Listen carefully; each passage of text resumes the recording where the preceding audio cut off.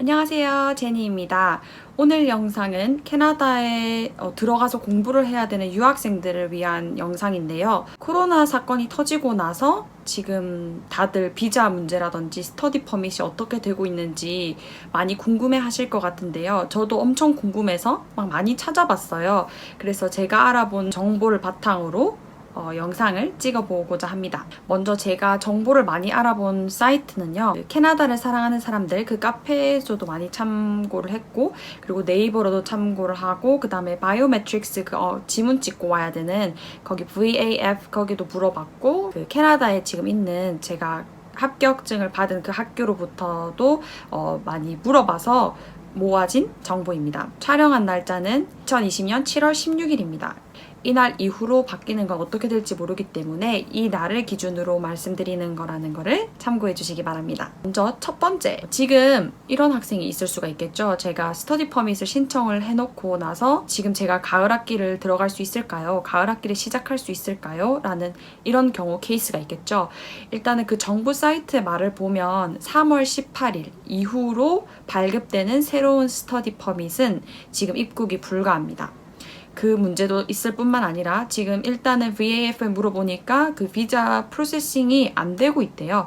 스터디 퍼밋 처리 자체가 되지 않고 있고, 그리고 캐나다를 사랑하는 사람들 그 카페를 참고를 하니까 지금 3월에 심지어 3월 18일 그 이후에 스터디 퍼밋을 신청하신 분도 지금 새 퍼밋을 받지 못했다고 해요. 받아도 3월 18일 이후면 지금은 입국 불가입니다. 그래서 9월 학기는 지금 스터디 퍼밋을 받지 못하셨으면 불가능하다는 얘기고요.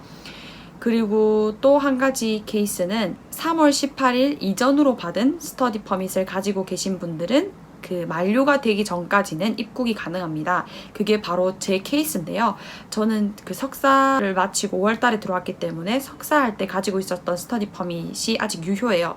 근데 그게 8월 1일까지 유효하단 말이에요. 그래서 만약에 내가 연장을 하고 싶다 하면 8월 1일 전에 들어가셔서 캐나다에서만 연장이 됩니다. 그래서 캐나다에 입국을 하셔서 연장 신청을 온라인으로 하시면 됩니다.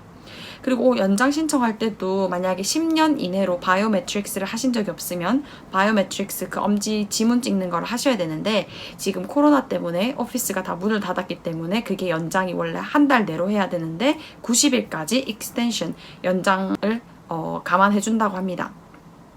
그래서 만약에 본인이 지금 유효한 스터디 퍼밋이 있다면 그걸 가지고 그 캐나다를 들어가실 수가 있으시고 거기서 연장 신청을 하시면 됩니다.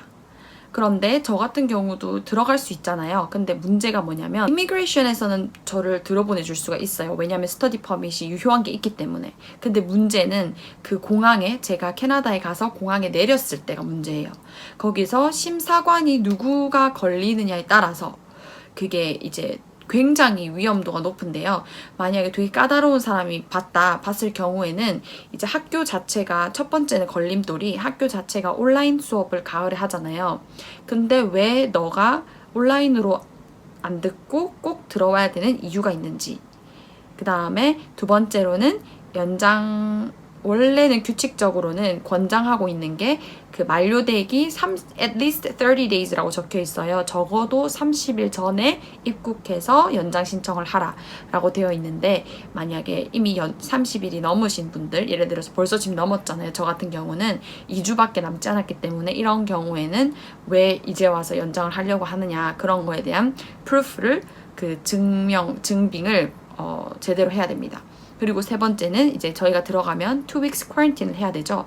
2주 자가격리를 하는 플랜을 완벽하게 딱 정립을 해서 설명을 거기서 해야지 된다고 합니다. 뭐 어떻게 해서 어떻게 거기를 도착을 할 거고, 음식 조달은 누가 할 거고, 어디로 갈 거다, 이런 거를 완벽하게 보여줘야 되는 이런 세 가지의 총 관문이 있어요. 근데 저 같은 경우는 이제 박사를 하고 연구를 하는 거기 때문에 이제 왜 온라인으로 들어야 되는 건 아닌가, 그거에 대한 연구, 그거는 제가 이제 뭐 교수님의 편지를 받는다던가 학과로부터 편지 증빙 서류를 받아서 할 수가 있는데, 근데 이것도 굉장히 리스키하기 때문에 저도 지금 상황이 어떻게 될지 모르고 되게 막 정보만 찾아보고 있는 상황이에요. 근데 어쨌든 저 같은 이런 케이스도 있으실 것 같아서 정보를 공유하고자 합니다. 하지만 이제 심지어 3월 달에 스터디 퍼밋을 신청하신 분도 지금 새 스터디 퍼밋을 못 받았는데, 저는 5월 달에 새 스터디 퍼밋을 신청을 했거든요. 그러면 지금 그 순차적으로 하는 거기 때문에 아마 3월 달에 신청하신 분이 받았다라는 그런 글들이 올라오면 그때 이제 저도 받겠다라는 걸 예상할 수 있지만, 지금은 예상을 할 수가 없는 그런 상황입니다. 근데 이제 학교 측에서는 인터내셔널 스튜던트들을 받고 있다라고 말을 하고 있고요. 저도 검색을 해보니까 이제 9월 달에 열리는 코스들은 다 온라인으로 바뀌었더라고요. 거기 들어가시 보시면 웹 베이스드라고 되어 있을 거예요. 그 로케이션 부분에 강의실 이름 있는 게 아니고 웹 베이스드로 할 거다 이렇게 되어 있더라고요. 그래서 저도 엄청 고민이 많은 시기입니다. 아마 여러분들 이 영상을 보시는 분들 중에서도 이제 9월 학기 아니면 이번 여름 학기에 갔어야 되는데 못 가신 분들, 이런 캐나다 유학생들이 많을 거라고 생각을 해요. 그래서 제가 찾아본, 제가 알고 있는 그런 정보들을 이렇게 공유하면 도움이 될 것 같아서 공유를 해드리고자 합니다.